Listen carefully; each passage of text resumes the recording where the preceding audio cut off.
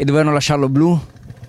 Sarebbe bello così, effettivamente, visto finito è meraviglioso. I bambini vorrebbero averlo blu perché era un po' un simbolo. Comunque.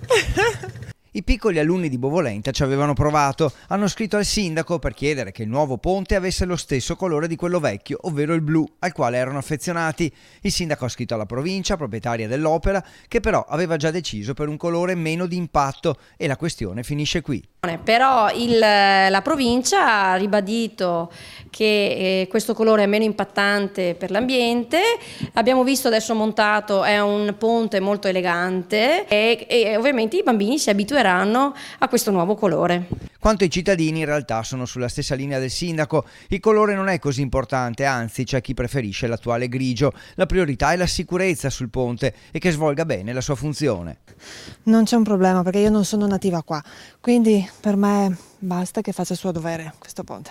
Il ponte sì, un po' più snello di prima, sì dai, non è male. L'altro era un po' ingombrante, diciamo, ecco. Però questo è carino, dai. Però non è blu come l'altro. Vabbè, dai, insomma, si camuffa meglio col paesaggio. Bello è bello, è bellissimo. Solo che non so se fosse necessario tutto questo disagio. Era un po' un simbolo che fosse blu.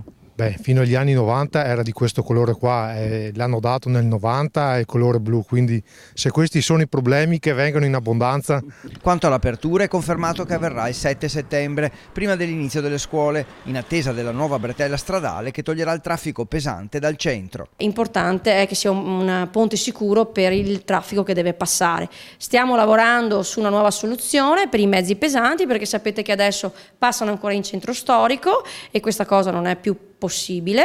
Attendiamo la nuova bretella. Per la bretella invece è entro l'anno progetto esecutivo, quindi gara d'appalto e realizzazione nei mesi successivi.